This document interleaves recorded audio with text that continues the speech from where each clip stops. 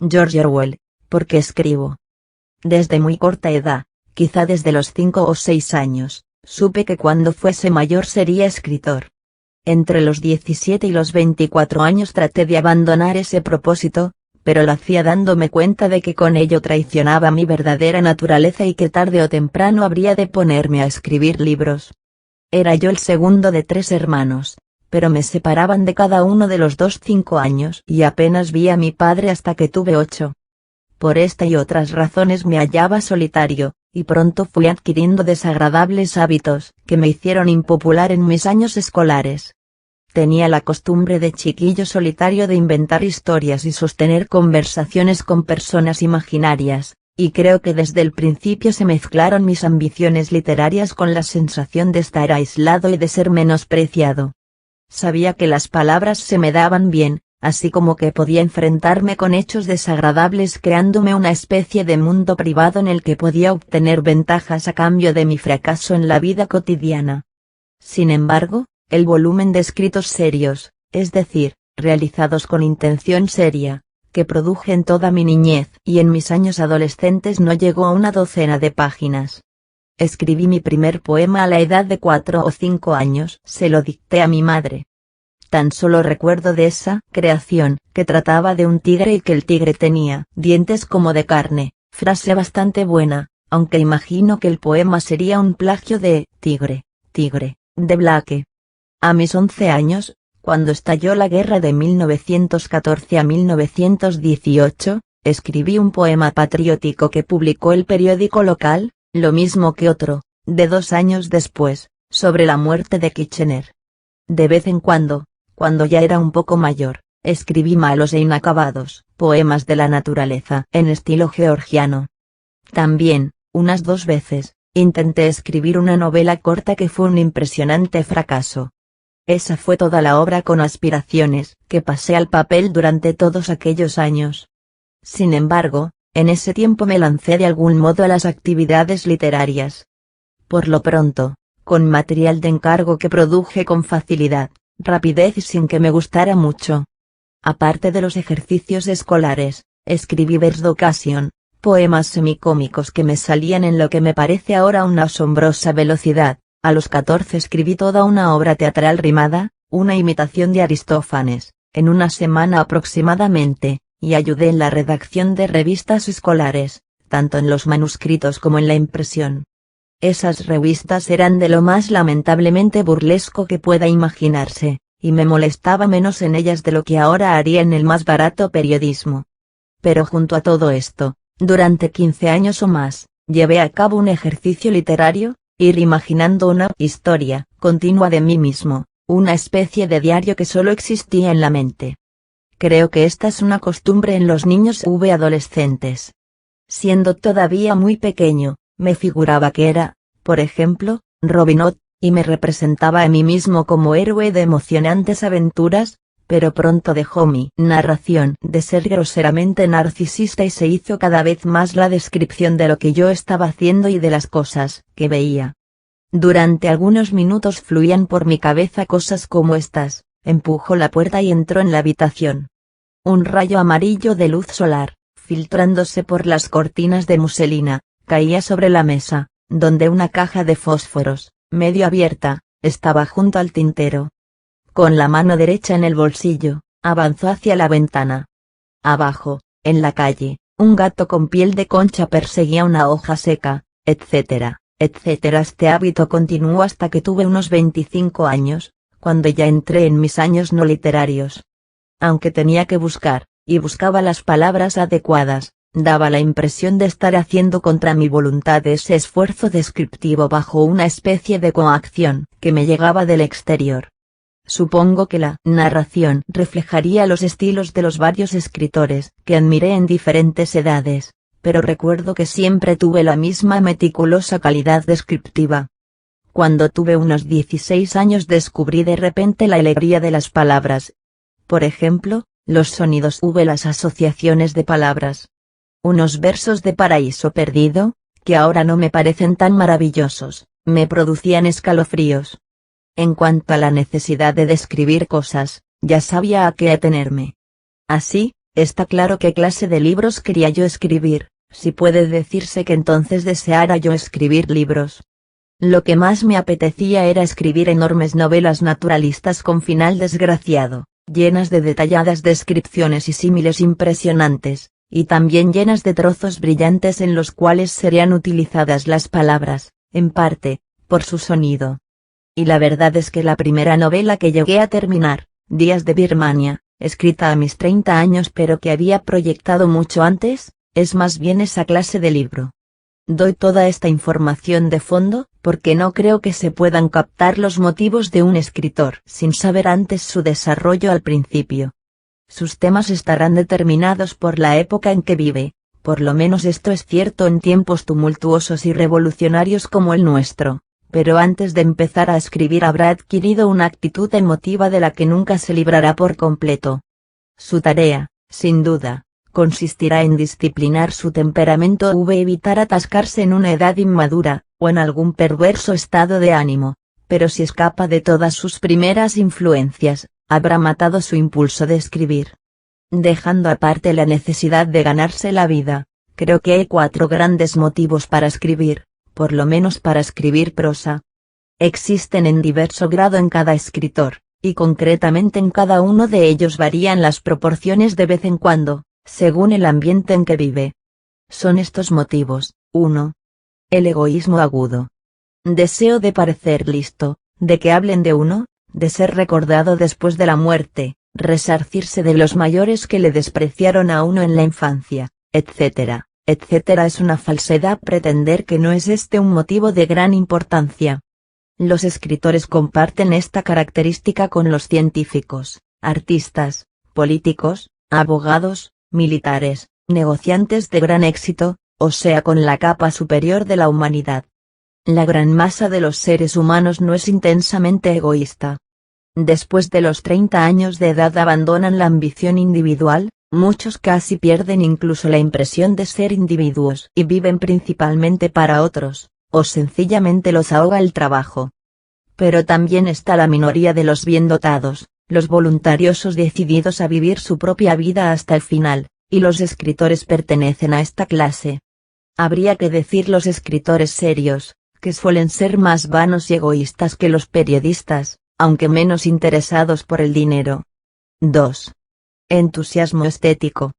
Percepción de la belleza en el mundo externo o, por otra parte, en las palabras y su acertada combinación. Placer en el impacto de un sonido sobre otro, en la firmeza de la buena prosa o el ritmo de un buen relato. Deseo de compartir una experiencia que uno cree valiosa y que no debería perderse. El motivo estético es muy débil en muchísimos escritores, pero incluso un panfletario o el autor de libros de texto tendrá palabras y frases mimadas que le atraerán por razones no utilitarias. O puede darle especial importancia a la tipografía, la anchura de los márgenes, etc. Ningún libro que esté por encima del nivel de una guía de ferrocarriles estará completamente libre de consideraciones estéticas. 3. Impulso histórico. Deseo de ver las cosas como son para hallar los hechos verdaderos y almacenarlos para la posteridad. 4.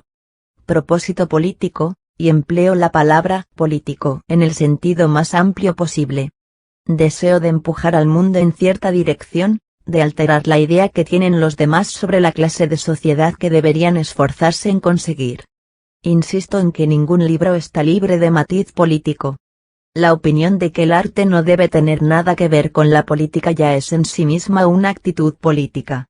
Puede verse ahora cómo estos varios impulsos luchan unos contra otros y cómo fluctúan de una persona a otra y de una a otra época. Por naturaleza, tomando naturaleza como el estado al que se llega cuando se empieza a ser adulto, soy una persona en la que los 3 primeros motivos pesan más que el cuarto. En una época pacífica podría haber escrito libros ornamentales o simplemente descriptivos, casi no habría tenido en cuenta mis lealtades políticas. Pero me he visto obligado a convertirme en una especie de panfletista. Primero estuve 5 años en una profesión que no me sentaba bien, la Policía Imperial India, en Birmania, y luego pasé pobreza y tuve la impresión de haber fracasado. Esto aumentó mi aversión natural contra la autoridad y me hizo darme cuenta por primera vez de la existencia de las clases trabajadoras, así como mi tarea en Birmania me había hecho entender algo de la naturaleza del imperialismo, pero estas experiencias no fueron suficientes para proporcionarme una orientación política exacta. Luego llegaron Hitler, la Guerra Civil Española, etc. Estos y otros acontecimientos de 1936 a 1937 habían de hacerme ver claramente dónde estaba. Cada línea seria que he escrito desde 1936 lo ha sido, directa o indirectamente, contra el totalitarismo y a favor del socialismo democrático, tal como yo lo entiendo.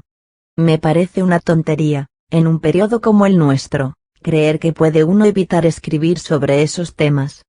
Todos escriben sobre ellos de un modo u otro. Es sencillamente cuestión del bando que uno toma y de cómo se entra en él.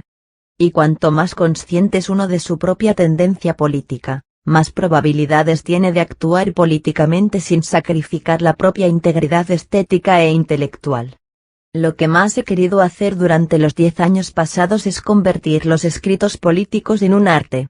Mi punto de partida siempre es de partidismo contra la injusticia. Cuando me siento a escribir un libro no me digo, voy a hacer un libro de arte. Escribo porque hay alguna mentira que quiero dejar al descubierto, algún hecho sobre el que deseo llamar la atención. Y mi preocupación inicial es lograr que me oigan. Pero no podría realizar la tarea de escribir un libro, ni siquiera un largo artículo de revista, si no fuera también una experiencia estética. El que repase mi obra verá que aunque es propaganda directa contiene mucho de lo que un político profesional consideraría irrelevante. No soy capaz, ni me apetece, de abandonar por completo la visión del mundo que adquirí en mi infancia. Mientras siga vivo y con buena salud seguiré concediéndole mucha importancia al estilo en prosa, amando la superficie de la tierra. Y complaciéndome en objetos sólidos y trozos de información inútil. De nada me serviría intentar suprimir ese aspecto mío. Mi tarea consiste en reconciliar mis arraigados gustos y aversiones con las actividades públicas, no individuales, que esta época nos obliga a todos a realizar. No es fácil. Suscita problemas de construcción y de lenguaje e implica de un modo nuevo el problema de la veracidad. He aquí un ejemplo de la clase de dificultad que surge. Mi libro sobre la Guerra Civil Española, Homenaje a Cataluña, es, desde luego, un libro decididamente político, pero está escrito en su mayor parte con cierta atención a la forma y bastante objetividad.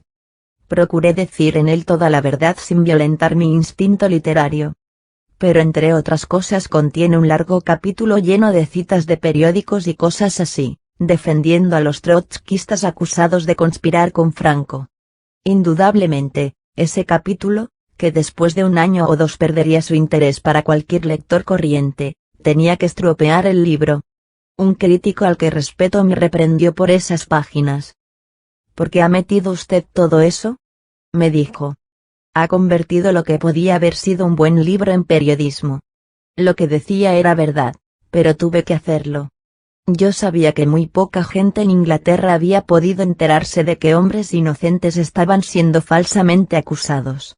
Y si esto no me hubiera irritado, nunca habría escrito el libro. De una u otra forma este problema vuelve a presentarse. El problema del lenguaje es más sutil y llevaría más tiempo discutirlo. Solo diré que en los últimos años he tratado de escribir menos pintorescamente con más exactitud. En todo caso, descubro que cuando ha perfeccionado uno su estilo, ya ha entrado en otra fase estilística. Rebelión en la granja fue el primer libro en el que traté, con plena conciencia de lo que estaba haciendo, de fundir el propósito político y el artístico. No he escrito una novela desde hace 7 años, aunque espero escribir otra enseguida. Seguramente será un fracaso, todo libro lo es, pero sé con cierta claridad qué clase de libro quiero escribir. Mirando la última página, o las 2 últimas, veo que he hecho parecer que mis motivos al escribir han estado inspirados solo por el espíritu público. No quiero dejar que esa impresión sea la última. Todos los escritores son vanidosos, egoístas y perezosos, y en el mismo fondo de sus motivos hay un misterio. Escribir un libro es una lucha horrible y agotadora, como una larga y penosa enfermedad.